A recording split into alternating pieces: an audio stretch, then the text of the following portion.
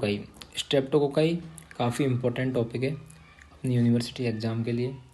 इसमें से कुछ शॉर्ट नोट्स जो है अपनी यूनिवर्सिटी एग्ज़ाम में डेफिनेटली आते हैं। बड़ा क्वेश्चन मोस्टली कम आता है, लेकिन ये शॉर्ट नोट्स आ सकते हैं। जैसे सबसे पहला है क्लासिफिकेशन। क्लासिफिकेशन बहुत ही ज़्यादा इंपॉर्टेंट है स्ट्रेप्टोकोकाई का, तो उस पर शॉर्ट नोट आता है। एक आता है अपना virulence factor of Streptococcus pyogenes. Streptococcus pyogenes के वायरुलेंस फैक्टर्स पर अपना शॉर्ट नोट आता है। और इसके क्लिनिकल मैनिफेस्टेशन। क्लिनिकल मैनिफेस्टेशन जो है दो तरह के होते हैं, सुपरेटिव और नॉन सुपरेटिव। उनके पास नाम आते हैं, ज़्यादा डिटेल में उनको नहीं पूछते, बस सुपरेटिव और नॉन सुपरेटिव के नाम आते हैं क्लिनिकल मैनिफेस्टेशंस के। और इसका लैब डायग्नोसिस भी इसका इंपॉर्टेंट है। तो सबसे इंपॉर्टेंट तो है, पहला तो क्लासिफिकेशन है और अगला है सुपरेटिव और नॉन सुपरेटिव के मैनिफेस्टेशंस के एग्जाम्पल्स नाम से। ठीक है, अब अपन स्टार्ट करते हैं स्ट्रेप्टोकोकाई का क्लासिफिकेशन। अब स्ट्रेप्टोकोकाई का क्लासिफिकेशन अपन देखें तो स्ट्रेप्टोकोकाई को अपन डिवाइड करें तो सबसे पहले इनको डिवाइड करते हैं अपन ऑटो रिक्वायरमेंट के बेसिस पे। किसके बेसिस पे? ऑटो रिक्वायरमेंट के बेसिस पे। तो ऑटो रिक्वायरमेंट के अपन बेसिस पे डिवाइड करें तो एक साइड है अपना aerobe and facultative anaerobe, aerobe and facultative anaerobe, और दूसरी साइड है अपना ऑब्लिगेट एनारोब, ऑब्लिगेट एनारोब। तो एरोब और फैकल्टेटिव एनारोब क्या होते हैं? एरोब और फैकल्टेटिव एनारोब होते हैं अपने, जैसे एरोब है जो तो ऑटो की प्रेजेंस में जिंदा रहेगा। ठीक है, ऑटो इसको चाहिए, ऑटो इसको चाहिए जीवित रहने के लिए।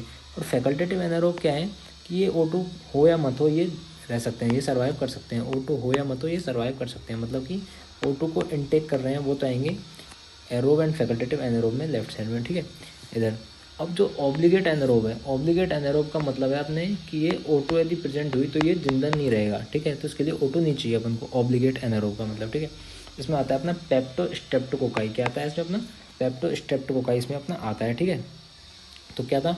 स्ट्रेप्टोकोकाई था, उसको ऑटो रिक्वायरमेंट के बेसिस पे अपने दो में डिवाइड करा, एरोब एंड फैकल्टेटिव एनारोब, अगला क्या है? Obligate anaerobe. ठीक है, ये हो गया। अब अपन आगे डिवाइड करते हैं एरोब एंड फैकल्टेटिव एनारोब को अपन आगे डिवाइड करते हैं तो अपन देखते हैं कि इसको अपन तीन में हिमोलाइसिस के बेसिस पे अपन तीन कैटेगरी में डिवाइड कर सकते हैं हिमोलाइसिस के बेसिस पे, अल्फा हिमोलाइसिस, बीटा हिमोलाइसिस और गामा हिमोलाइसिस। ठीक है, ये किस पे बेसिस पे? हिमोलाइसिस के बेसिस पे। हिमोलाइसिस मतलब ये आरबीसी का ब्रेकडाउन। ठीक है, आरबीसी का ब्रेकडाउन के आधार पर इसको अपन देख रहे हैं। ठीक है, alpha haemolysis, beta haemolysis, gamma haemolysis. ठीक है, देखो अल्फा हिमोलाइसिस, अल्फा अल्फा तो एक वर्ड याद रखो, अल्फा मतलब ऑलमोस्ट। ठीक है, क्या याद रखो? अल्फा मतलब ऑलमोस्ट। ऑलमोस्ट मतलब कंप्लीट नहीं है लेकिन थोड़ा हुआ है। ठीक है, तो अल्फा हिमोलाइसिस का मतलब है कि पार्शियल हिमोलाइसिस। ठीक है, क्या मतलब है इसका? Partial haemolysis. ठीक है, पार्शियल हिमोलाइसिस। अब इसमें क्या है कि अब पार्शियल हिमोलाइसिस होगा तो ग्रीनिश डिस्कलरेशन की स्मॉल जोन बनेंगे। जब अपन कल्चर करेंगे तो उसमें क्या है कि ग्रीनिश डिस्कलरेशन बनेंगे। कैसे डिस्कलरेशन बनेंगे? ग्रीनिश डिस्कलरेशन बनेंगे। ठीक है, उसके स्मॉल जोन बनेंगे ग्रीनिश डिस्कलरेशन के। ठीक है, ये हो गया। इसके एग्जांपल्स हैं ब्रीडेंस स्ट्रेप्टोकोकाई और न्यूमोकोकाई। क्या एग्जांपल्स? ब्रीडेंस स्ट्रेप्टोकोकाई और न्यूमोकोकाई इसके एग्जांपल हैं। ठीक है, अब अपन बात करते हैं बीटा हिमोलाइसिस की। ठीक है, तो बीटा हिमोलाइसिस, अब इसके लिए एक वर्ड याद रखूँ, बैड। क्या वर्ड याद रखूँ? Bad, BAD, bad. Bad means बुरा। ठीक है, बीटा मतलब बैड। ठीक है, अब बैड सबसे ज़्यादा बुरा कब होगा? जब बैक्टीरिया अपने इन्फेक्शन करेगा और क्या है? कंप्लीट हिमोलाइसिस कर देगा। क्या कर देगा? कंप्लीट हिमोलाइसिस कर देगा, तो ये सबसे बुरा रहेगा अपने बॉडी के लिए। ठीक है, तो इसलिए अपन क्या डिवाइड किस में करते हैं कि कंप्लीट हिमोलाइसिस मतलब बैड। ठीक है, तो बीटा हिमोलाइसिस ये क्या है? कंप्लीट हिमोलाइसिस की वजह से जो जोन है ना, हिमोलाइसिस का जोन है वो बहुत ही ज़्यादा चौड़ा होगा। ठीक है, जो हिमोलाइसिस का जोन है वो बहुत ही ज़्यादा बड़ा होगा क्योंकि वहाँ पे कंप्लीट हिमोलाइसिस हो गया होगा। ठीक है, इसके एग्जांपल क्या क्या है अपने पास? स्ट्रेप्टोकोकस पायोजीन्स और बीटा हिमोलाइटिक स्ट्रेप्टोकोकाई। क्या क्या है? स्ट्रेप्टोकोकस पायोजीन्स हो गया अपने पास और बीटा हिमोलाइटिक स्ट्रेप्टोकोकाई इसका एग्जांपल हो गया। आगे क्लासिफिकेशन अपन बाद में पढ़ते हैं, अभी पहले एक बार गामा हिमोलाइसिस को देख लेते हैं। ठीक है, गामा हिमोलाइसिस में अपन देखें तो gamma means good, gamma means good. एक बार इसके लिए याद रखना, गामा मीन्स गुड। ठीक है, तो गुड कब होगा? जब बिल्कुल हिमोलाइसिस नहीं होगा। तो इसमें क्या है? नो हिमोलाइसिस, बिल्कुल हिमोलाइसिस नहीं होता। इसका एग्जांपल है एंटेरोकोकस। इसका एग्जांपल क्या है? एंटेरोकोकस। एक बार अपन इसके एग्जांपल्स अपन देखते हैं। ठीक है, सबसे पहले अपन ने क्या पढ़ा था? Alpha haemolysis. सबसे पहले अपन ने क्या पढ़ा था? Alpha haemolysis. ठीक है, अल्फा हिमोलाइसिस पढ़ा था। अल्फा हिमोलाइसिस में क्या हुआ था? ऑलमोस्ट, अल्फा मतलब ऑलमोस्ट। ठीक है, मतलब है कि इसमें पार्शियल हिमोलाइसिस हो रहा था। इसके एग्जांपल्स क्या कहते हैं? एक तो था ब्रीडेंस स्ट्रेप्टोकोकाई और दूसरा कौन सा एग्जांपल था? न्यूमोकोकाई। क्या एग्जांपल था दूसरा? न्यूमोकोकाई था अपने। ठीक है, अगला अपना कौन सा था? बीटा। बीटा मीन्स अपने क्या हो गया? बैड। बीटा मीन्स क्या हो गया अपने? बैड। तो इसमें मतलब कि कंप्लीट हिमोलाइसिस था। ठीक है, कंप्लीट हिमोलाइसिस था। इसके एग्जांपल्स क्या थे अपने पास? स्ट्रेप्टोकोकस पायोजीन्स था एक तो, और अगला था बीटा हिमोलाइटिक स्ट्रेप्टोकोकाई या बीटा हिमोलाइटिक स्ट्रेप्टोकोकाई। अगला था gamma, gamma means no hemolysis, ठीक है, gamma means no hemolysis, good good, ठीक है, गुड मतलब नो हिमोलाइसिस, ठीक है। इसके एग्जांपल क्या थे अपने पास, एंटेरोकोकस थे, क्या था अपने पास एग्जांपल, एंटेरोकोकस था, ठीक है। ये हो गया। एक बार फिर से अपन हिमोलाइसिस का रिवाइजन करते हैं। तो देखो अपन ने 3 तरह के हिमोलाइसिस पढ़े हैं, अल्फा हिमोलाइसिस, बीटा हिमोलाइसिस और गामा हिमोलाइसिस, ठीक है। तो अल्फा का मतलब है अपन एक वर्ड याद रखते हैं इसमें, ऑलमोस्ट, क्या वर्ड याद रखते हैं अपन, ऑलमोस्ट, ठीक है। ऑलमोस्ट मतलब कि पार्शियल हिमोलाइसिस, ठीक है, मतलब कि पार्शियल हिमोलाइसिस, ठीक है। तो इसमें क्या है कि पार्शियल हिमोलाइसिस हुआ है तो ग्रीनिश जोन बनेंगे, स्मॉल ग्रीनिश जोन बनेंगे, स्मॉल ग्रीनिश डिस्कलरेशन होगा, ठीक है। अब इसका क्या है एग्जांपल, क्या है अपने पास, एक तो पहला एग्जांपल है अपने पास ब्रीडेंस स्ट्रेप्टोकोकाई, ठीक है, पहला एग्जांपल क्या है अपने पास, ब्रीडेंस स्ट्रेप्टोकोकाई, और दूसरा एग्जांपल इसका अपने पास है न्यूमोकोकाई, ठीक है, दूसरा एग्जांपल क्या है, न्यूमोकोकाई। अब अपन पढ़ते हैं बीटा हिमोलाइसिस। बीटा हिमोलाइसिस मतलब कि बेड, ठीक है, बेड। तो ये क्या है, मतलब कि बेड कब होगा, जब अपने पास कंप्लीट हिमोलाइसिस हो जाएगा, ठीक है, कंप्लीट हिमोलाइसिस हो जाएगा। अब कंप्लीट हिमोलाइसिस हो रहा है तो इसका एग्जांपल क्या है अपने पास, स्ट्रेप्टोकोकस पायोजीन्स, क्या है इसका एग्जांपल अपने पास, स्ट्रेप्टोकोकस पायोजीन्स, ठीक है, ये हो गया। अब गामा हिमोलाइसिस, गामा हिमोलाइसिस को अपन देखें, गामा हिमोलाइसिस का मतलब है गुड गुड, ठीक है, गुड, तो मतलब कि नो हिमोलाइसिस, क्या है इसका मतलब है कि नो हिमोलाइसिस, ठीक है, नो हिमोलाइसिस, हिमोलाइसिस नहीं हुआ। तो इसका एग्जांपल है अपने पास एंटेरोकोकस, क्या है, एंटेरोकोकस, ठीक है। Beta haemolytic beta hemolytic streptococci के क्लासिफिकेशन को आगे पढ़ने से पहले अपन कुछ वर्ड्स का मतलब समझ लेते हैं, उसके बाद ही अपन इनको समझना आसान होगा, ठीक है। तो सबसे पहला आता है सीरो ग्रुप्स। सीरो ग्रुप्स क्या होते हैं, सीरो ग्रुप्स ना एक ग्रुप्स होते हैं जिनमें क्या है, जिन बैक्टीरिया या वायरस में कॉमन एंटीजेनिक प्रॉपर्टीज़ होती है, कॉमन एंटीजेनिक प्रॉपर्टीज़ होती है, मतलब कि उनके कुछ कुछ एंटीजन सेम रहते हैं। और इनको कैसे डिवाइड करते हैं अपन, एंटीबॉडी बेस्ड रिएक्शन पे, मतलब कि अपन एंटीजन एंटीबॉडी की रिएक्शन करवाते हैं, उसके उसके बेसिस पे अपन इनको डिवाइड करते हैं, ठीक है। ये हो गया अपना सीरो ग्रुप्स। अब होती है अपनी टाइपिंग। टाइपिंग क्या होती है, टाइपिंग मतलब डिवाइड करना, ठीक है, टाइपिंग मतलब डिवाइड करना, ठीक है। तो जैसे 2 तरह की टाइपिंग होती है, तो होती है फिनोटाइपिंग और दूसरी होती है जीनोटाइपिंग, ठीक है। तो फिनोटाइपिंग कैसे होती है, फिनोटाइपिंग अपन करते हैं वो ऑब्जर्वेबल ट्रेड्स के आधार पे डिवाइड करते हैं। किसके बेसिस पे डिवाइड करते हैं, ऑब्जर्वेबल ट्रेड्स, जो चीज़ हमें क्लियर दिख रही होती है उनके बेसिस पे अपन डिवाइड करते हैं किसी भी स्पीसीज़ को, तो होते हैं ऑब्जर्वेबल ट्रेड्स, और उसको अपन बोलते हैं फिनोटाइपिंग, उसको बोलते हैं क्या बोलते हैं, फिनोटाइपिंग, ठीक है। जीनोटाइपिंग क्या होती है, जीनोटाइपिंग होती है कि डीएनए एनालिसिस के बाद अपन डिवाइड करते हैं उनको, किसके बेसिस पे डिवाइड करते हैं, डीएनए एनालिसिस के बेसिस पे अपन डिवाइड करते हैं, ठीक है। तो ये वर्ड समझ आ गए। सीरो ग्रुप्स होते हैं जिनमें कॉमन एंटीजेनिक प्रॉपर्टी होती है, फिनोटाइपिंग मतलब डिवाइड करना ऑब्जर्वेबल ट्रेड्स के बेसिस पे, और जीनोटाइपिंग मतलब डिवाइड करना डीएनए एनालिसिस से, ठीक है। तो अब अपन देखते हैं बीटा हिमोलाइटिक स्ट्रेप्टोकोकाई का आगे का क्लासिफिकेशन, ठीक है। अब अगर आगे क्लासिफिकेशन की अपन बात करें तो इसमें क्या होगा कि बीटा हिमोलाइटिक स्ट्रेप्टोकोकाई को लेंसफील्ड ग्रुपिंग के आधार पर, लेंसफील्ड ग्रुपिंग किसके आधार पर है, सी कार्बोहाइड्रेट एंटीजन के बेसिस पे, सी कार्बोहाइड्रेट एंटीजन बेसिस पे। ये एंटीजन क्या है, सभी ग्रुपों में लगभग डिफरेंट है थोड़ा, और इसका ग्रुप जो है ये इसका है सब में सेम है लेकिन अलग अलग टाइप का है, ठीक है। तो 20 सीरो ग्रुप्स में डिवाइड किया इसको, कितने सीरो ग्रुप्स में डिवाइड किया, 20 सीरो ग्रुप्स में इसको डिवाइड किया, ठीक है। कौन कौन से सीरो ग्रुप्स हैं, A to B except I and J, मतलब कि ए से बी तक हैं लेकिन आई और कॉमा जे इसमें नहीं है, ठीक है, आई एंड जे इसमें नहीं है, ठीक है, ये हो गया। अब इसमें से अपन ने उठाया ग्रुप ए को, ठीक है, ग्रुप ए को इसमें से उठाया, ठीक है। तो ग्रुप ए में कौन सा जो ऑर्गेनिज्म वो है, स्ट्रेप्टोकोकस पायोजीन, स्ट्रेप्टोकोकस पायोजीन। इसको ग्रिफिथ टाइपिंग एंड जीनोटाइपिंग के बेसिस पे आगे डिवाइड किया। तो ग्रिफिथ की टाइपिंग किस पे बेस्ड है, वो बेस्ड है एम प्रोटीन पे। ग्रिफिथ टाइपिंग किस पे बेस्ड है, एम प्रोटीन पे। और जीनोटाइपिंग किस पे बेस्ड है, जीनोटाइपिंग बेस्ड है एम जीन पे, ठीक है, एम जीन पे, एम जीन पर बेस्ड है, ठीक है। तो इसके बेसिस पे इसको 150 से ज़्यादा सीरो टाइप्स और 200 से ज़्यादा एम जीनो टाइप्स में डिवाइड किया है, ठीक है। ये बस याद रखना है अपन को, इतना ज़्यादा समझने की इसमें कुछ ज़रूरत नहीं है। याद रखना है कि group A beta haemolytic Streptococcus पायोजीन्स को अपन ने किस में डिवाइड किया, ग्रिफिथ टाइपिंग के बेस्ड पे। ग्रिफिथ टाइपिंग बेस्ड थी एम प्रोटीन पे, और जीनोटाइपिंग जो कि एम जीन पे बेस्ड थी, एम जीन पे, ठीक है, एम जीन पे। तो क्या हुआ कि इसको तो बांटा 150 से ज़्यादा सीरो टाइप्स में, और इसको बांटा 200 से ज़्यादा एम जीनो टाइप्स में, ठीक है। ये हो गया इसका क्लासिफिकेशन, ओके। अब अपन बात करते हैं स्ट्रेप्टोकोकस पायोजीन्स के वायरुलेंस फैक्टर्स की और पैथोजेनिसिटी की, ठीक है। तो वायरुलेंस फैक्टर में अपने 3 तरह के वायरुलेंस फैक्टर हैं इसके पास, सेल वाल एंटीजन, टॉक्सिन्स और एंजाइम्स, ठीक है। सेल वाल एंटीजन्स, टॉक्सिन्स और एंजाइम्स, ठीक है। तो सेल वाल एंटीजन्स की बात करें तो सेल वाल एंटीजन्स में सबसे पहला है अपने पास लिपोटिकोइक एसिड, ठीक है, लिपोटिकोइक एसिड। तो लिपोटिकोइक एसिड क्या करता है, लिपोटिकोइक एसिड जो सेल वाल में प्रेजेंट होता है वो एडेशन करवाता है इसका, किससे, फेरेंजियल एपिथेलियल सेल से। फेरेंजियल एपिथेलियल सेल से इसका एडेशन करवाता है। जैसे ये फेरेंग्स है, इसकी एपिथेलियल सेल से, तो यहाँ के बैक्टीरिया चिपकेगा, ठीक है। तो कौन करवाता है ये, लिपोटिकोइक एसिड का करवाता है, ठीक है। अगला है सिकारोहाइड्रेट एंटीजन। सिकारोहाइड्रेट एंटीजन ये क्या करता है, ये ग्रुप स्पेसिफिक एंटीजन है, इसको लैंसफील्ड ने यूज़ करा है अपने उसमें ग्रुपिंग में, ठीक है। किसने यूज़ करा है, लैंसफील्ड ने इसको ग्रुपिंग में यूज़ करा है, ठीक है, सिकारोहाइड्रेट एंटीजन। अगला है एम प्रोटीन। एम प्रोटीन क्या है, प्रिंसिपल बायोलेंस फैक्टर है, मेन बायोलेंस फैक्टर क्या है इसका, एम प्रोटीन है, ठीक है। ग्रुप ए स्ट्रेप्टोकोकस पायोजीन्स का, ठीक है। स्ट्रेप्टोकोकस पायोजीन्स का क्या है, एम प्रोटीन मेन जो है बायोलेंस फैक्टर है। ये क्या करता है, ये इनिबिट करता है, इनिबिट कॉम्प्लीमेंट मीडिएटेड ऑप्सोनाइजेशन को फैगोसाइट्स के द्वारा। कॉम्प्लीमेंट मीडिएटेड ऑप्सोनाइजेशन क्या होता है, देखो जैसे ये बैक्टीरिया आया, ठीक है, अब इसको रिकॉग्नाइज करने के लिए क्या है कि ऑप्सोनाइजेशन होगा, मतलब कि कोई ना कोई चीज़ या कोई ना कोई प्रोटीन इससे आके चिपकेगा, ठीक है। तो यहाँ पे क्या होता है, यहाँ पे कॉम्प्लीमेंट प्रोटीन इससे आके चिपकता है, कॉम्प्लीमेंट प्रोटीन इससे आके चिपकता है। अब ये कॉम्प्लीमेंट प्रोटीन इससे आके चिपक जाएगा तो जो फैगोसाइट है वो इसको रिकॉग्नाइज कर लेगी और इसको किल कर देगी। लेकिन इसमें क्या होगा कि ये एम प्रोटीन क्या करेगा, इसको होने ही नहीं देगा, एम प्रोटीन इसको होने ही नहीं देगा यहाँ पे। और क्या है कि ये बैक्टीरिया जो है सर्वाइव कर जाएगा, ठीक है। तो ये क्या करता है, इनिबिट करता है कॉम्प्लीमेंट मीडिएटेड फैगोसाइटोसिस को। कौन इनिबिट करता है, एम प्रोटीन इनिबिट करता है। तो पहला फंक्शन क्या हो गया, इनिबिट कॉम्प्लीमेंट मीडिएटेड ऑप्सोनाइजेशन, ठीक है। उसके बाद क्या करता है, देखो उसके बाद ये क्या करता है, ये फाइब्रिनोजन से जाके जुड़ेगा, ठीक है, फाइब्रिनोजन से जाके जुड़ेगा, फाइब्रिनोजन से जाके जुड़ेगा। और ये क्या करेगा, बीटा टू इंटरग्रीन से जुड़ेगा, न्यूट्रोफिल्स के किससे जुड़ेगा, बीटा टू इंटरग्रीन से, ठीक है। पहले तो कॉम्प्लेक्स बनाएगा फाइब्रिनोजन के साथ, फिर ये बीटा टू इंटरग्रीन से जाके जुड़ेगा, न्यूट्रोफिल का जो रिसेप्टर है बीटा टू इंटरग्रीन उससे जाके जुड़ेगा, ठीक है। उसके बाद उससे जुड़ के न्यूट्रोफिल से क्या रिलीज करवाएगा, ये न्यूट्रोफिल से रिलीज करवाएगा इन्फ्लामेटरी मीडिएटर्स रिलीज करवाएगा, न्यूट्रोफिल से क्या रिलीज करवाएगा, इन्फ्लामेटरी मीडिएटर्स।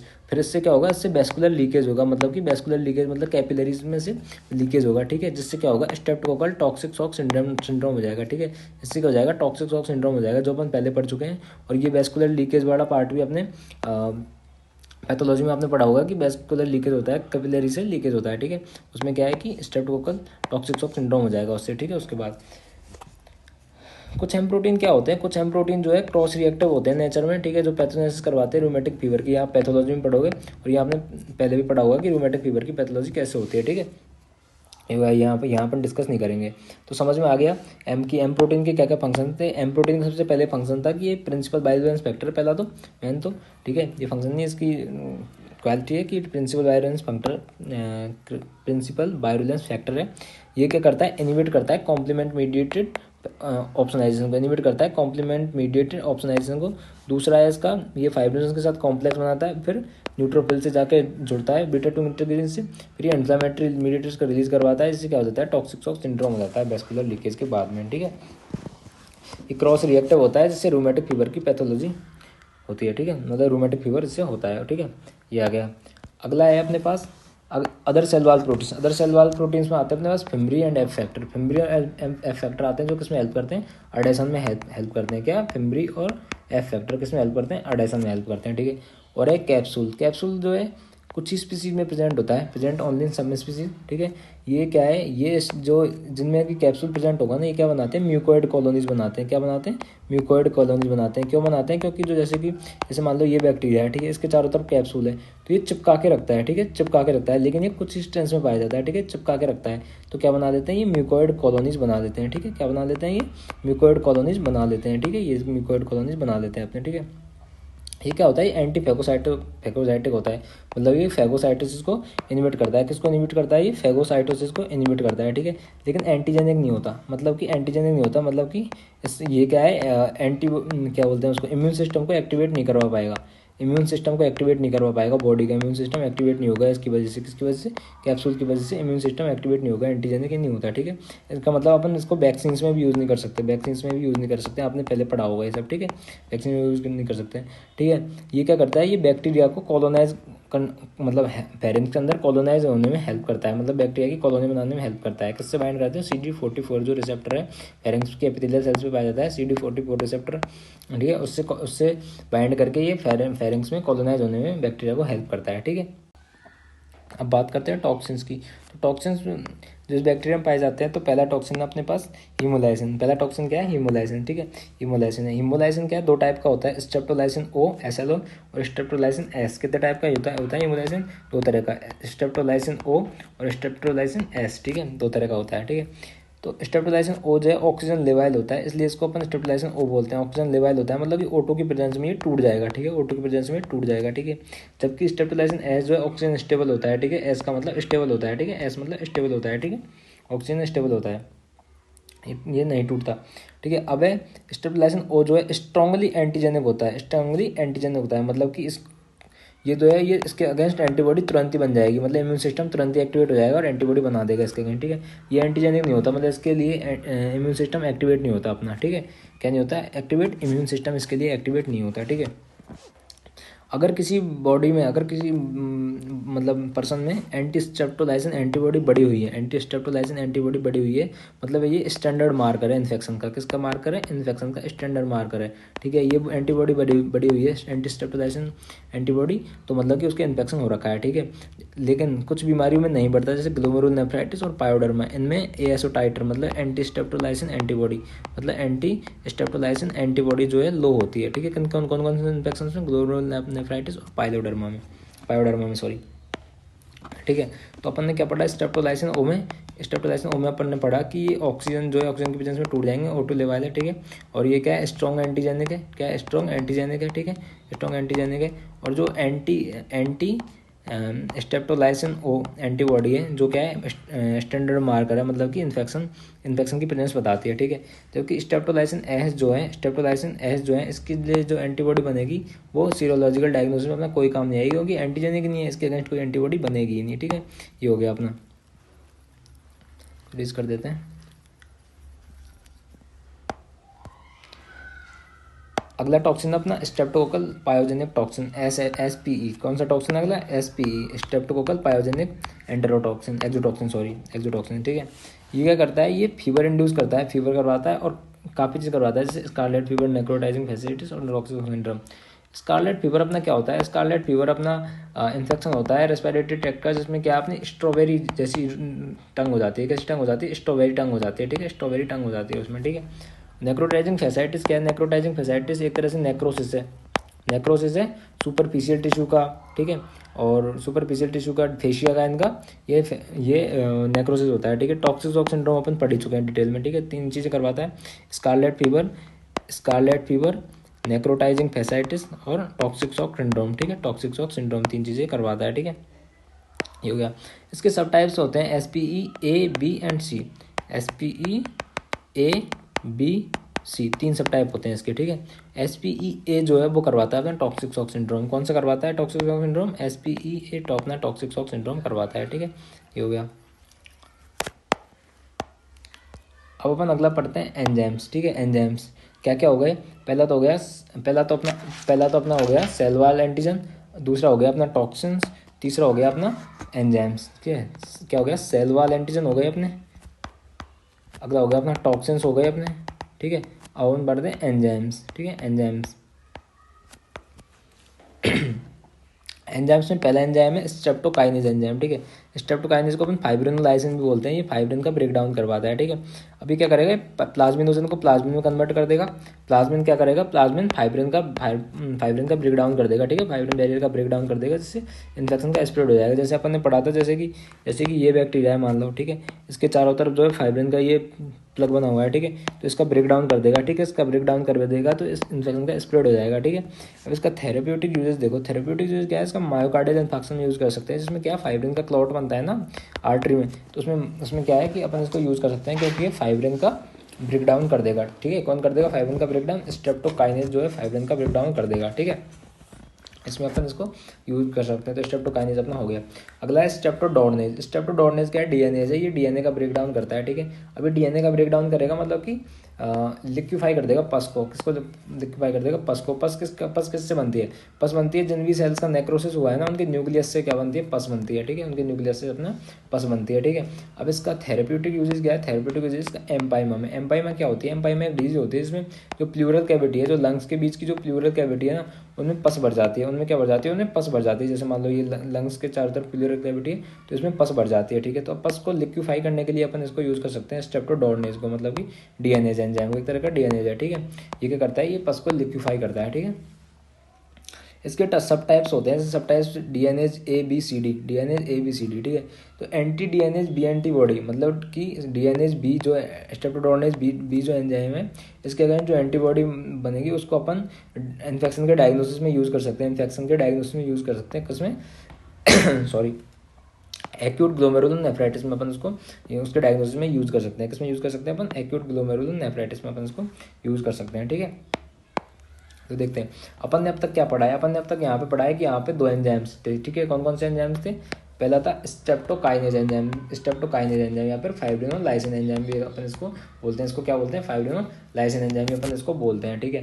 ये क्या करता है? ये प्लाज्मिन सबसे पहले प्लाज्मिन में कन्वर्ट करेगा, और ये प्लाज्मिन क्या है अपना फाइब्रिन का ब्रेक डाउन करेगा, ठीक है। जिससे क्या होगा? इन्फेक्शन का स्प्रेड हो जाएगा, ठीक है। ये समझ आ गया। और थेरेप्यूटिक क्या है इसका? एमआई में अपन इसको यूज़ कर सकते हैं। स्ट्रेप्टोडोनेज क्या है? स्ट्रेप्टोडोनेज अपना ब्रेक डाउन करता है डीएनए का, जो पस को लिक्विफाई करता है, ठीक है। ये पस किससे बनती है? पस बनती है नेक्रोटिक सेल्स के न्यूक्लियस से। और इसका थेरेप्यूटिक जो है एम्पाइमा में, एम्पाइमा क्या है? एम्पाइमा में प्लूरल कैविटी जो होती है, प्लूरल कैविटी उसमें पस भर जाती है, ठीक है। उसको लिक्विफाई करने में अपन इसको यूज़ कर सकते हैं। और एंटी डीएनएज के सब टाइप होते हैं, मतलब DNases A B C D और एंटी डीएनएज बी एंटीबॉडी को किसमें यूज़ कर सकते हैं अपन? एक्यूट ग्लोमेरुलर नेफ्राइटिस के डायग्नोसिस में अपन इसको यूज़ कर सकते हैं, ठीक है। ये हो गया। अगला है अदर एंजाइम्स। अदर एंजाइम्स में हाइलोरोनिडेज है अपना, ठीक है। एनएडीएज, सीरीन प्रोटीएज, फॉस्फेटेज, इनका नाम याद रखना, ठीक है। अब बात करते हैं स्ट्रेप्टोकोकल पायोजीन्स इन्फेक्शंस के क्लिनिकल मैनिफेस्टेशंस की। देखो इसकी क्लिनिकल मैनिफेस्टेशन बहुत ज़्यादा ही इंपॉर्टेंट है, ठीक है। बहुत ज़्यादा इंपॉर्टेंट है इसकी क्लिनिकल मैनिफेस्टेशन। तो अपन बात करते हैं 2 तरह के क्लिनिकल मैनिफेस्टेशन होते हैं इसके। एक तो होता है सुपोरेटिव और एक होता है नॉन सुपोरेटिव। सुपोरेटिव का मतलब होता है पस कंटेनिंग, मतलब कि जो भी लीजन होगा, जो भी बाउंड होगा उसमें पस होगा, ठीक है। पस कंटेनिंग। और नॉन सुपोरेटिव में होगा नो पस फॉर्मेशन, मतलब कि पस नहीं बनेगा, इसमें पस नहीं होगा, ठीक है। पस प्रेजेंट नहीं होगा। सुपोरेटिव में पस कंटेनिंग में अपन देखते हैं पहला है रेस्पिरेटरी इन्फेक्शन, मतलब कि रेस्पिरेटरी ट्रैक्ट में, रेस्पिरेटरी सिस्टम में जो इन्फेक्शन होते हैं उनकी वजह से जो लीजन होते हैं रेस्पिरेटरी ट्रैक्ट में, उनको कौन पड़ते हैं? तो पहला है फेरेंजाइटिस मतलब फेरेंक्स का इन्फ्लेमेशन या फिर सोर थ्रोट, ठीक है। फेरेंक्स का इन्फ्लेमेशन या फिर सोर थ्रोट। अगला है स्कारलेट फीवर। स्कारलेट फीवर भी एक इन्फेक्शन होता है। इसमें क्या होता है? इसमें स्ट्रॉबेरी कलर की टंग हो जाती है अपने। कैसे कलर की टंग हो जाती है? स्ट्रॉबेरी कलर की टंग हो जाती है, ठीक है। स्ट्रॉबेरी टंग हो जाती है इसमें, स्ट्रॉबेरी टंग हो जाती है इसमें, ठीक है। स्ट्रॉबेरी टंग। और है निमोनिया अपन पढ़ रहे हैं। निमोनिया क्या होता है? इन्फ्लामेशन होता है रेस्पिरेटरी ट्रैक्ट का, ठीक है।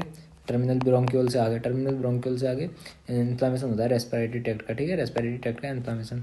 साइनोसाइटिस मतलब कि साइनसेस का इन्फ्लामेशन। ओटाइटिस मीडिया मतलब कि ईयर का इन्फेक्शन, ठीक है। ईयर इन्फेक्शन, ठीक है। कान में इन्फेक्शन को बोलते हैं ओटाइटिस मीडिया अपन, ठीक है। अगला अपन अपने पास आता है skin and soft tissue infection. Skin and soft tissue infection में अपने पास आ गया एम्पेटिगो और सेलुलाइटिस। एम्पेटिगो क्या होता है? एम्पेटिगो होता है ये एक फेस पे क्या रेडनेस सी आ जाती है, हनीकॉम कलर की रेडनेस आ जाती है, ठीक है। रैसेस बन जाते हैं, ठीक है।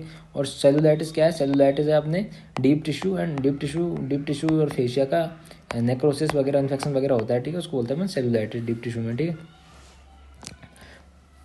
Deep and soft tissue infection में अपने पास आता है नेक्रोटाइजिंग फेसाइटिस। इसमें क्या है? सबक्यूटेनियस टिश्यू हो गया, फेशिया हो गया, उनका नेक्रोसिस होने लग जाता है, ठीक है। ये लाइफ थ्रेटनिंग होता है, ठीक है। सबक्यूटेनियस टिश्यू और फेशिया का नेक्रोसिस होने लग जाता है, उसको बोलते हैं नेक्रोटाइजिंग फेसाइटिस। एक बैक्टीरिया मतलब कि ब्लड में बैक्टीरिया आ जाए तो उससे हो जाता है। एक तो एंडोकार्डिटिस मतलब एंडोकार्डियम का इन्फ्लामेशन, और मेनिंजाइटिस मतलब मेनिंजेस का इन्फ्लामेशन, ठीक है। आप सब इन सबको ज़्यादा डिटेल में पढ़ने की जरूरत नहीं है, लेकिन इनके नाम जरूर याद रहने चाहिए कि ये बहुत इंपॉर्टेंट है यूसी और पीयूसी के लिए, ठीक है। अगला toxic shock syndrome. Toxic shock syndrome क्या है? अपन पढ़ चुके हैं डिटेल में, ठीक है। टॉक्सिक शॉक सिंड्रोम को अपन डिटेल में पढ़ चुके हैं, ठीक है। एक बार फिर से अपन रिवाइज करते हैं। सबसे पहले तो है रेस्पिरेटरी ट्रैक्ट में कौन कौन से आ गए? रेस्पिरेटरी ट्रैक्ट में आ गया अपने पास pharyngitis, scarlet fever, pneumonia, sinusitis, otitis media, ठीक है। Pharyngitis, scarlet fever, pneumonia, sinusitis, otitis media, ठीक है। स्किन और सॉफ्ट टिश्यू इन्फेक्शन में आ गया अपने पास सीआई, इम्पेटिगो एंड सेलुलाइटिस, ठीक है। Deep and soft tissue infection में आ गया अपने पास नेक्रोटाइजिंग फेसाइटिस, जिसमें नेक्रोसिस हो जाता है फेशिया का। किसका नेक्रोसिस हो जाता है? फेशिया का, सबक्यूटेनियस टिश्यू मसल्स का, ठीक है। बैक्टीरियमिया अपने पास आ गया एंडोकार्डिटिस और एंडोकार्डिटिस और मेनिंजाइटिस, ठीक है। और एक है टॉक्सिक शॉक सिंड्रोम, ठीक है। टॉक्सिक शॉक सिंड्रोम आ गया अपने। अब नॉन सुपरेटिव की अपन बात करें तो नॉन सुपरेटिव में क्या है कि पस का फॉर्मेशन नहीं होता है। अब ये क्या है? ये सारे के सारे जो है वो ऑटो इम्यून डिसऑर्डर है, ठीक है। कैसे? ऑटो इम्यून डिसऑर्डर है, ठीक है। ऑटो एंटीबॉडी से बनते हैं, जो कि एम प्रोटीन की क्रॉस रिएक्टिविटी की वजह से होते हैं, ठीक है। इसमें क्या है? देखो एक्यूट रूमेटिक फीवर, आप आगे पढ़ो, आगे पढ़ोगे पैथोलॉजी में पढ़ लिया होगा, ठीक है। एक्यूट रूमेटिक फीवर, ये भी क्या है, ये भी नॉन सुपरेटिव इन्फेक्शन है। Acute glomerulonephritis, reactive arthritis, PANDAS, PANDAS का मतलब है पीडियाट्रिक ऑटोइम्यून न्यूरोसाइकेट्रिक डिसऑर्डर, ठीक है। पीडियाट्रिक मतलब बच्चों में ऑटोइम्यून इम्यूनिटी की वजह से न्यूरोसाइकेट्रिक डिसऑर्डर है, ठीक है। Associated with Streptococcus infection, associated with Streptococcus infection, ठीक है। कल मैनिफेस्टेशन को एक बार अपन दोबारा से रिवाइज करते हैं। तो पहला है अपने पास सुपोरेटिव टाइप का, ठीक है। सुपोरेटिव टाइप का पहला है अपने पास सुपोरेटिव टाइप का, ठीक है। सुपोरेटिव का मतलब होता है कि पस कंटेनिंग, ठीक है। क्या इसमें पस प्रेजेंट होती है, ठीक है। पस कंटेनिंग होता है, ठीक है। अब इनमें पहला पढ़ते हैं अपन रेस्पिरेटरी ट्रैक्ट का, ठीक है। रेस्पिरेटरी ट्रैक्ट में कौन कौन से होते हैं? रेस्पिरेटरी ट्रैक्ट में सबसे पहले अपन देखेंगे, सबसे पहले आता है अपने पास फेरेंजाइटिस, ठीक है, फेरेंजाइटिस। दूसरा अपने पास आता है निमोनिया, ठीक है। फेरेंजाइटिस के बाद क्या आता है? निमोनिया। तीसरा क्या आता है? जल्दी से बोलो। तीसरा आता है अपने पास स्कारलेट फीवर। क्या आता है अपने पास? स्कारलेट फीवर, ठीक है, स्कारलेट फीवर। अगला अपने पास आता है साइनोसाइटिस, ठीक है, साइनसिस का इन्फ्लेमेशन, साइनोसाइटिस, ठीक है। अगला आता है अपने पास ओटाइटिस मीडिया। क्या आता है अगला अपने पास? ओटाइटिस मीडिया, ठीक है, ओटाइटिस मीडिया। अब अपन अगला पढ़े अपन, अगला आता है अपने पास स्किन और soft tissue infection, skin and soft tissue infection. क्या आता है अगला अपने पास? Skin and soft tissue infection. Skin and soft tissue infection में अपने पास आता है इम्पेटिगो, इम्पेटिगो आता है एक आता है अपने पास सेलुलाइटिस, इम्पेटिगो और सेलुलाइटिस, ठीक है, इम्पेटिगो और सेलुलाइटिस, ठीक है। अगला है अपने पास थर्ड नंबर पे deep and soft tissue infection, deep soft tissue infection. इसमें अपने पास आता है नेक्रोटाइजिंग फैसाइटिस। अगले इसमें क्या आता है अपने पास? नेक्रोटाइजिंग फैसाइटिस, ठीक है, नेक्रोटाइजिंग फैसाइटिस आता है इसमें अपने पास। चौथा अपने पास जो है वो है बैक्टीरियमिया। बैक्टीरियमिया में मतलब कि ब्लड में जो बैक्टीरिया चला गया उसकी वजह से, ठीक है। तो उसकी वजह से होता है अपने पास एंडोकार्डिटिस और मेनिंजाइटिस, ठीक है, एंडोकार्डिटिस और मेनिंजाइटिस, ठीक है, एंडोकार्डिटिस और मेनिंजाइटिस। पांचवा अपने पास है toxic shock syndrome, toxic shock syndrome, ठीक है। अपन बात करें नॉन सुपरेटिव की, नॉन सुपरेटिव की अपन बात करें तो नॉन सुपरेटिव में अपने पास जो आते हैं वो आते हैं ऑटो इम्यून टाइप के, ठीक है। ऑटो इम्यूनिटी की वजह से होते हैं, जो क्रॉस रिएक्टिविटी हुई है एम प्रोटीन की वजह से, उसमें उसकी वजह से जो इन्फेक्शन होते हैं, ठीक है। एक है अपने पास एक्यूट रूमेटिक फीवर, दूसरा है एक्यूट ग्लोमेरुलनेफ्राइटिस, अगला है अपने पास रिएक्टिव आर्थराइटिस और अगला है अपने पास पांडास, ठीक है। Paediatric autoimmune neuropsychiatric disorder associated with Streptococcus infection, ठीक है, ये आता है अपने पास। अब अपन पढ़ते हैं लैब डायग्नोसिस। लैब डायग्नोसिस को अपन 8-9 पॉइंट्स में पढ़ते हैं, स्टार्ट करते हैं एक एक पॉइंट को डिटेल में पढ़ के। सबसे पहला आता है स्पेसिमेन कलेक्शन और ट्रांसपोर्ट। क्या आता है? स्पेसिमेन कलेक्शन और ट्रांसपोर्ट, ठीक है, स्पेसिमेन कलेक्शन और ट्रांसपोर्ट। सबसे पहले स्पेसिमेन क्या लेंगे अपन? स्पेसिमेन जो डिपेंड करता है वो लीजन पर डिपेंड करता है। जैसे फेरेंजाइटिस, फेरेंजाइटिस में अपन क्या लेंगे? थ्रोट स्वैब लेंगे, ठीक है, थ्रोट स्वैब लेंगे, ठीक है। अब इसकी डायरेक्ट माइक्रोस्कोपी करेंगे, मतलब कि जैसे स्पेसिमेन लिया उसको डायरेक्ट माइक्रोस्कोप पे लाए तो उसको स्लाइड से देखेंगे तो उसमें क्या दिखेगा अपन को? उसमें दिखेगा pus cell containing pus cell with gram positive cocci in short chain, short chains में अरेंज होगी, शॉर्ट चेन्स में अरेंज होगी, जैसे ऐसे इस टाइप से चेन्स में अरेंज होगी, शॉर्ट चेन्स में, छोटी छोटी चेन्स में जो बैक्टीरिया अरेंज होंगे, ठीक है, ग्राम पॉजिटिव होंगे। देखते हैं, अब देखते हैं कल्चर, ठीक है। अब स्ट्रेप्टोकोकस के कल्चर करेंगे तो ये स्ट्रेप्टोकोकस पायोजीन है जो फास्टिडियस है। ये मतलब कि फास्टिडियस का मतलब ये मैककॉन्ग के अगार और न्यूट्रिएंट अगार पर ग्रो नहीं करता है। इसके लिए अपन को एनरिच्ड मीडिया चाहिए, जैसे कि ब्लड अगार हो गया, ठीक है, ब्लड अगार हो गया, चॉकलेट अगार हो गया, ठीक है। इसको अपन एनरिच मीडिया चाहिए, तो एनरिच में सबसे पहले ब्लड अगार अपन यूज करेंगे। तो ब्लड अगार पे कैसी कॉलोनी देगा? पिन पॉइंट कॉलोनी देगा with wide zone of beta hemolysis, ठीक है, wide zone of beta hemolysis के साथ कैसे देगा? पिन पॉइंट कॉलोनी देगा, wide zone of beta hemolysis, ठीक है। कैसी कॉलोनी देगा? Pin point colony. कैसी कॉलोनी देगा? Pin point colony with beta hemolysis के साथ में, ठीक है, ब्लड अगार पे। सेलेक्टिव मीडिया पे क्या देगा? सेलेक्टिव मीडिया पे क्रिस्टल वायलेट ब्लड अगार, मतलब सॉरी, सेलेक्टिव मीडिया क्या यूज कर सकते हैं अपन? क्रिस्टल वायलेट ब्लड अगार यूज कर सकते हैं। ये क्या सेलेक्टिव मीडिया का क्या काम है अपने पास? सेलेक्टिव मीडिया का ये काम है कि ये सिर्फ स्ट्रेप्टोकोकस पायोजेंस को ही ग्रो करने देगा, बाकी को ग्रो नहीं करने देगा। तो कौन सा सेलेक्टिव मीडिया यूज करेंगे अपन? क्रिस्टल वायलेट ब्लड अगार यूज करेंगे, ठीक है। और पहले वाले ब्लड अगार पे कौन सी वो दे दी थी इसने कॉलोनी? पिन पॉइंट कॉलोनी दी थी, जो बीटा हेमोलाइसिस के साथ में, ठीक है। तो अपन को पता है बीटा हेमोलाइटिक है, ठीक है। अब एक कल्चर, जो कल्चर क्या है उसका स्मीयर बनाएंगे, ठीक है। तो उसमें क्या दिखेगा अपन? ग्राम पॉजिटिव कोकाई दिखेगा शॉर्ट चेन्स में, ग्राम पॉजिटिव कोकाई दिखेगा, किसमें दिखेगा अपन को? शॉर्ट चेन्स में अरेंज दिखेगा, ठीक है, शॉर्ट चेन्स में, ठीक है, ये हो गया। सॉरी। अब अपन करते हैं बायोकेमिकल टेस्ट करते हैं आइडेंटिफिकेशन के लिए। क्या करते हैं? Biochemical test. पहला टेस्ट है अपने पास कैटालिस टेस्ट, पहला टेस्ट है catalase test. Catalase test negative होता है, ठीक है, नेगेटिव होता है। यही इसको डिफ्रेंशिएट करता है किससे? स्टेफाइलोकोकस से। किससे डिफ्रेंशिएट करता है ये इसको? स्टेफाइलोकोकस से। स्टेफाइलोकोकस में क्या है? कैटालिस पॉजिटिव होता है। स्टेफाइलोकोकस में कैटालिस पॉजिटिव होता है, लेकिन स्ट्रेप्टोकोकस में कैटालिस नेगेटिव होता है। स्ट्रेप्टोकोकस में कैटालिस नेगेटिव होता है, ठीक है। अपन बेसिट्रासिन सेंसिटिविटी टेस्ट देखें। बेसिट्रासिन क्या है? एंटीबायोटिक है, ठीक है। बेसिट्रासिन सेंसिटिविटी टेस्ट देखें तो जो ग्रुप ए बीटा हेमोलाइटिक स्ट्रेप्टोकोकाई है वो बेसिट्रासिन के सेंसिटिव है। क्या है? बेसिट्रासिन के सेंसिटिव है, मतलब इफेक्टिव है, ठीक है, बेसिट्रासिन पे। अगला है ऑटोमेटेड मेथड। ऑटोमेटेड मतलब मशीन के द्वारा अपन चेक करते हैं, तो मशीन कौन कौन यूज़ करते हैं, बायोटेक और माल्टीटॉप, ठीक है, उससे आइडेंटिफिकेशन करते हैं। अगला टाइपिंग, ये अपन ने पढ़ाई है लेंसफील्ड ग्रुपिंग। ग्रुपिंग क्या दिखाता है, अपने ग्रुप ए स्ट्रेप्टोकोकाई को दिखाता है, और जो group A streptococci, group A B time होता है, ठीक है, स्ट्रेप्टोकोकाई को अपन टाइपिंग के बेस पर डिवाइड करते हैं, ग्रुपित और एम टाइपिंग करते हैं, ग्रुपित और एम टाइपिंग करते हैं, ठीक है। बात करें सीरोलॉजी डायग्नोसिस की, तो सीरोलॉजी में क्या है, अपन एंटी स्टेप्टोलाइसिन ओ एंटीबॉडी देखते हैं, ठीक है, एंटी स्टेप्टोलाइसिन ओ एंटीबॉडी देखते हैं, ठीक है। अगर ये एलिवेटेड है, मतलब ये 200 से ज़्यादा है, ठीक है, 200 से ज़्यादा है इन्फेक्शन में, तो मतलब कि इन्फेक्शन है, ठीक है, ये किसका इन्फेक्शन है, गैस बैक्टीरिया का इन्फेक्शन है, ठीक है, तो उसमें एएसओ एंटीबॉडी क्या बड़ी होगी। एंटी डीएनएस बी एंटीबॉडी देखते हैं, जो क्या दिखाती है अपन को, ये पोस्ट स्ट्रेप्टोकोकल ग्लोमेरुलोनेफ्राइटिस शो करती है, ठीक है, 300 से 350 IU पर ml है, तो ठीक है दिखाती है। अगली है anti microbial susceptibility testing, AST। इसका मतलब है कि कौन सी एंटीबायोटिक, कौन सी ड्रग इसके लिए इफेक्टिव है, वो अपन टेस्ट करते हैं, ठीक है। ये हो गया इसका लैब डायग्नोसिस, ये हो गया इसका क्या हो गया, लैब डायग्नोसिस, ठीक है। एक बार अपन फिर से लैब डायग्नोसिस रिवाइज करते हैं, तो कैसा है लैब डायग्नोसिस, फिर से अपन रिवाइज करते हैं। तो देखो सबसे पहले तो क्या लिया अपन ने, सबसे पहले अपन ने लिया, पहला है स्पेसिमेन कलेक्शन एंड ट्रांसपोर्ट, ठीक है, specimen collection and transport. Specimen किस पे लेंगे, लीजन के बेस पे लेंगे, लीजन के बेस पे लेंगे। दूसरा है अपने पास डायरेक्ट माइक्रोस्कोपी, दूसरा क्या है अपने पास, डायरेक्ट माइक्रोस्कोपी करेंगे। डायरेक्ट माइक्रोस्कोपी अपन को क्या दिखा, ग्राम पॉजिटिव दिखा, जो कि शॉर्ट चेंज में अरेंज है, ठीक है, किसमें अरेंज है, शॉर्ट चेंज में अरेंज है। तीसरा अपन ने देखा, तीसरा अपन ने कल्चर किया, ठीक है, कल्चर में अभी क्या देखो फास्टिडियस है, फास्टिडियस है तो न्यूट्रिएंट अगार और बेसल मीडिया पे ग्रो नहीं करेगा। इसके लिए अपन कौन सा यूज़ करेंगे, तो ब्लड अगार करेंगे। ब्लड अगार पे क्या दिया है इसने, पिन पॉइंट कॉलोनी दी, कैसी कॉलोनी, पिन पॉइंट कॉलोनी दी विद बीटा एमुलाइट्स के साथ में, ठीक है। सेलेक्टिव मीडिया कौन सा यूज़ किया अपन, सेलेक्टिव मीडिया यूज़ करा अपन क्रिस्टल वॉयलेट ब्लड अगार, ठीक, क्रिस्टल वॉयलेट ब्लड अगार यूज़ किया, सॉरी, ठीक है। चौथा आपने पढ़ा कि कल्चर स्मीयर बनाया, कल्चर का स्मीयर बनाया, तो कल्चर स्मीयर में क्या दिखेगा अपन को वही ग्राम पॉजिटिव कोकाई दिखेंगे शॉर्ट चेन में, ठीक है। पांचवा अपन ने पढ़ा कि बायोकेमिकल टेस्ट करा। बायोकेमिकल टेस्ट में अपन ने क्या पढ़ा है, देखो बायोकेमिकल टेस्ट में अपन ने पढ़ा है कैटालिस टेस्ट पॉजिटिव है, ठीक है, कैटालिस पॉजिटिव है, जो इसको डिवाइड करता है किससे, स्टेफाइलोकोकस से, ठीक है। अगला जो अपन ने पढ़ा है वो पढ़ा है बेसिटासिन सेंसिटिविटी टेस्टिंग, बेसिटासिन के सेंसिटिव है, ठीक है। अगला अपन ने पढ़ा है ये क्या है कि ऑटोमेटेड मेथड, ऑटोमेटेड मेथड वही है माल्टीटॉप है बायोटेक, ठीक है। ऑटोमेटेड मेथड में क्या है, माल्टीटॉप और बायोटेक आ गया अपने, ठीक है। अगला है अपने पास टाइपिंग, क्या है अपने पास, अपने पास टाइपिंग। टाइपिंग में क्या है, लेंस फील्ड ग्रुपिंग है, और क्या है टाइपिंग ऑफ गैस, ठीक है, टाइपिंग ऑफ गैस बैक्टीरिया, ठीक है, ये हो गया।